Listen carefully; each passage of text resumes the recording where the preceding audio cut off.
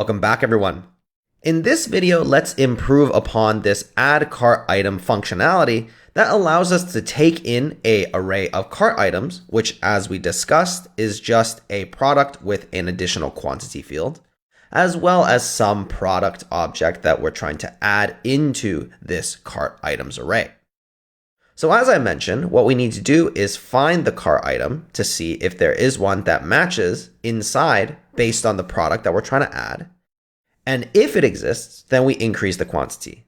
Otherwise, we just return back an array with the modified cart items or a new cart item.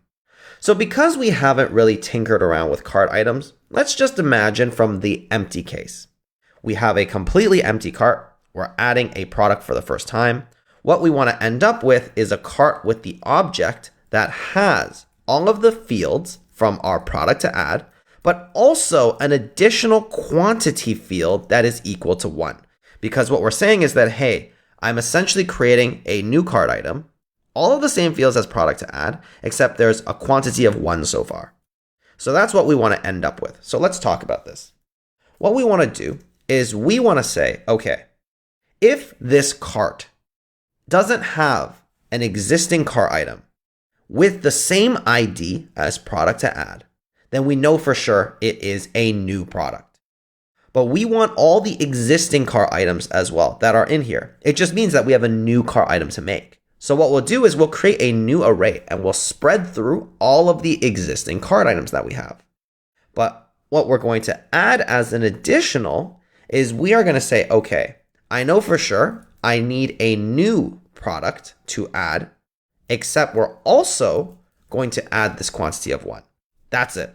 This is all we're saying. So whether or not cart items has anything in it or it has other stuff, we're already saying that by the time we make it to this line, we know for sure that all of these cart items don't match the product to add. So I want to make a new cart item, which is just all the fields of product to add, but with an additional quantity field of 1. So this handles the case where it's a new product. But what about finding an existing product? How do we do that? So here what I'm going to say is that const existing cart item is equal to us searching through the cart items array using the .find method, which is very similar to .map. What you do at .find is you pass it some callback, and in this callback, it receives each element inside of the array. So we're going to get each cart item. Then what happens is that we're expected to return a Boolean value. And if this Boolean value is true, then this method will exit, giving you back the cart item that returned the true Boolean based on the callback.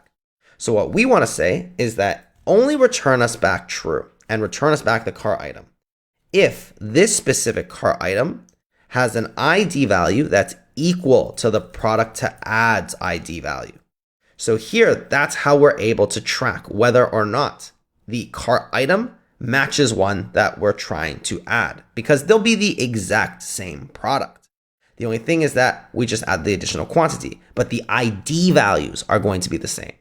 So that's what we're going off of. Now, if this existing cart item has been found, then what we're going to do is we want to return from this method, meaning that we don't want to make it here. We want to modify the existing cart items, but we still want to return back a new array because we don't want to mutate our code. Remember, with our code, we don't do mutations. We always return a new array with new objects, or only a new object if the field is different, meaning the quantity is incremented. So then only then do we return a new item. Otherwise, we keep the old one. So here what we're going to say is that we return cart items.map. So we're mapping through the cart items. And what we're going to do is take the cart item and we're going to say, okay, in this particular case, again, we need to match. Does the cart item.id, is it equal to the product to add's ID? If it is, then what we do, so meaning that there's a match, is we want to return a new cart item object. So let's spread through all of the values on this cart item, except the quantity value is going to be the cart item quantity plus 1. If this is not the case, then just return back the original cart item. So let's walk through this logic because this part is a little bit convoluted. So we're saying, okay, let's say we found a match in our cart items. If we do, then we want to return a new array of cart items. And here we're just saying, hey, is this cart item the same one that we're trying to add? If it is, return a new cart item. This means that we're doing a brand new object, but we're spreading through all of the old properties of that cart item, except now the quantity, we're just adding 1 to that quantity. If this doesn't match, meaning that it's a cart item that is not related to our product to add, then just return the cart item. We don't really care to improve it. That is what this function does. So this function now will allow us to essentially add new products in and keep track of the quantity appropriately. And because we're calling it whenever we call this add item to cart method with the product that we're trying to add into our cart items, this will then give us back the appropriate array that we want to update for our cart items. And now I just want to add this to our value because that's what we want to expose in the context. And we're also going to expose cart items as well. So now with this in mind, we can go back to our cart dropdown and we can use this context. So I'm going to import in the use context hook from React. And I'm also going to import in the actual cart context. So I'm going to import cart context from cart context. And then what I'm going to do is I'm going to pull off this value now. So before we were just mapping over an empty array. Now we want to map over our cart context. So our cart items equals use context, passing in cart context. And here now, I want to map over cart items. I also want to make sure that we add the key. So item.id also is allowing React to properly map these key values. Now that we have our cart, what we need to do is make sure that we also are able to add these products. So let's go to our shop page. Not actually our shop page. We need to go into our product card component. Inside of product card, whenever we click this button is where we add that product to our cart. So let's once again import in use context from React. And we also need to import in the correct components. So here, let's import in our context, not component, but the actual cart context.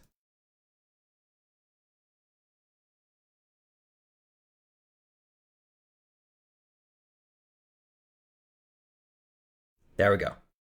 So now that I have cart context, I want to use it.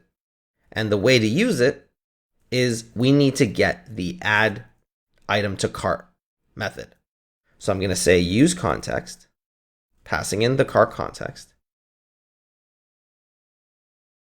add item to cart. And then whenever this button gets clicked, I'm going to call add item to cart as a function, except I'm passing the product through. So let's actually make this a function defined up inside of our function definition, like so. And I'm going to call this one add product to cart.